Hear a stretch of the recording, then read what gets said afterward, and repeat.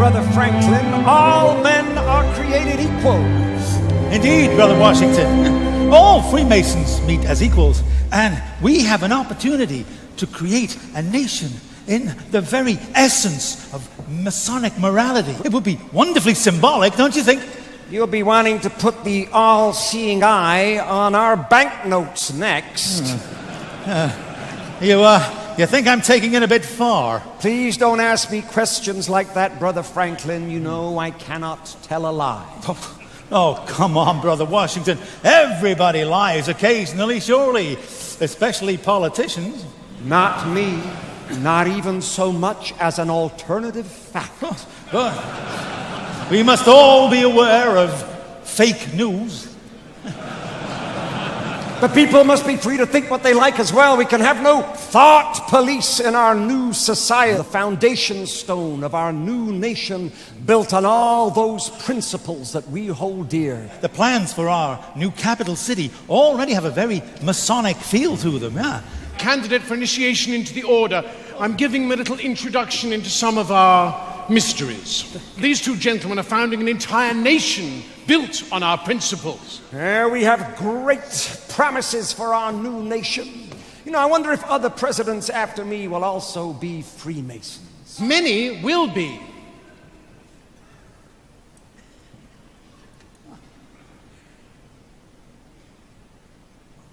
And Freemasonry will become embedded in the American culture. And the eye will appear on the banknotes. Oh, God. These principles will be honored with a gift from your French brethren.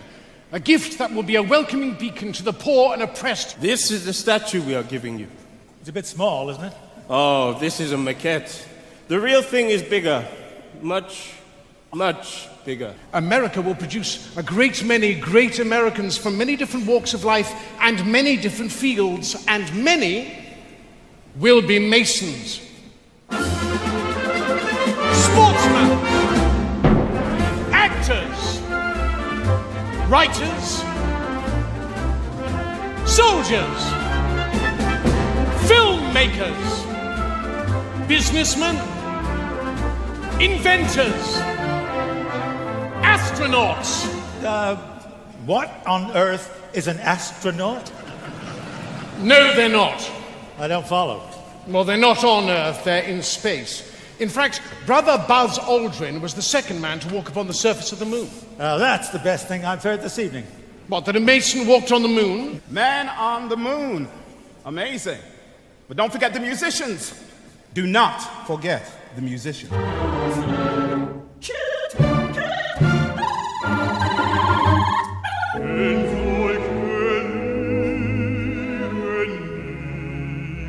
Authoritarian and totalitarian regimes continue to suppress Freemasonry, afraid of its strong heritage of liberty and equality.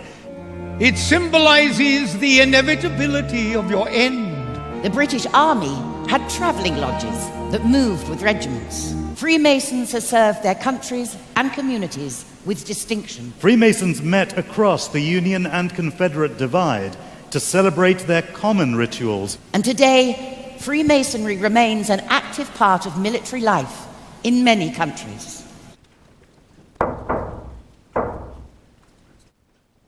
Freemasonry has burned as a blazing fire through the last 3 centuries. The driving force behind the Royal Society was initiated into Freemasonry. Prince Edward, Duke of Kent, father of Queen Victoria, and Prince Augustus, Duke of Sussex.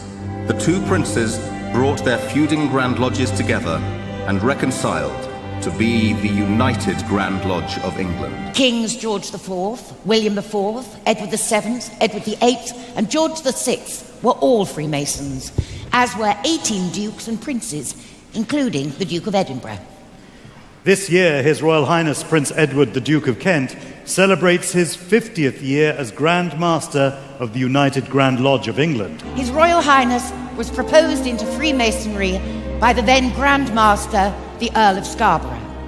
He was initiated into Royal Alpha Lodge number 16, an advocate for the craft all over the world, continuing 3 centuries of distinguished royal tradition at the very heart of English Freemasonry. To order, brethren, to receive the most worshipful, the Grand Master.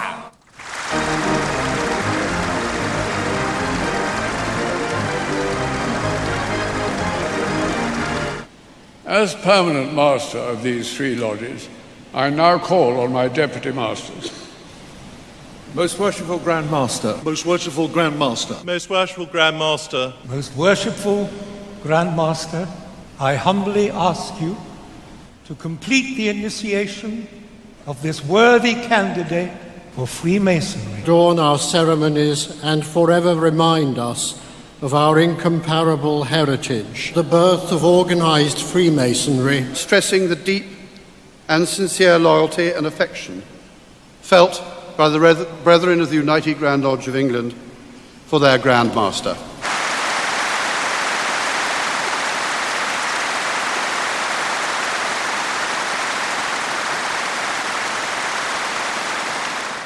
I had the pleasure of meeting 136 Grand Masters visiting from overseas at Freemasons Hall yesterday.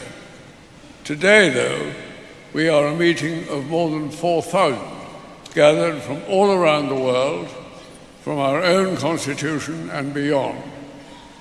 When the global Masonic family comes together to celebrate our past and renew our own pride and confidence in and enthusiasm for Freemasonry. I hereby read the text of a letter sent today to Buckingham Palace. May it please your Majesty, we, the representatives of over 200,000 Freemasons under the United Grand Lodge of England, most respectfully express our continuing loyalty to your Majesty's throne and person in this, the 66th year of your long and distinguished reign, of His Royal Highness the Duke of Kent, as our much-loved and greatly respected Grand Master. We humbly thank God for preserving our order and fervently pray His blessings on your Majesty, so that our loyal devotion to your Majesty may long continue. Given at the Royal Albert Hall this 31st day of October, Anno Domini 2017. Her Majesty has been pleased to reply in the following terms. The Queen has asked me to thank you for your kind letter of loyal greetings on behalf of the representatives of the Freemasons under the United Grand Lodge of England, which are being celebrated on the 31st of October at the Royal Albert Hall. Her Majesty appreciated your thoughtfulness in writing as you did. We leave the Royal Albert Hall even more proud of our ancient institution.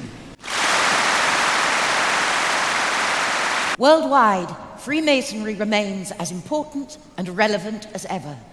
A global society of perhaps 6 million people. As the globe embraced Freemasonry, enlightenment came. I may not agree with what you say, but I shall defend to the death your right to say it. None is more hopelessly enslaved than those who falsely believe they are free. Coat of arms of Donald Trump. What does it actually represent? Well, this is rather interesting, actually. This is arcane Scottish heraldic law providing evidence of Donald Trump's deep Anglophilia, I would say, and also touches upon the royal prerogative. There we have the double-headed eagle representing his Scottish Germanic heritage.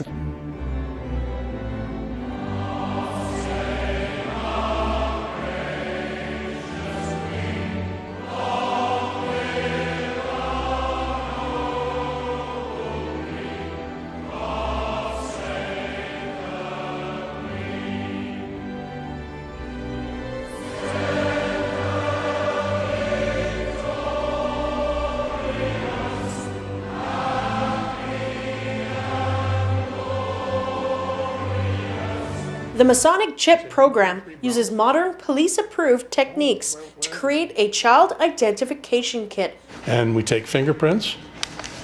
We also provide them with a swab for getting a DNA swab.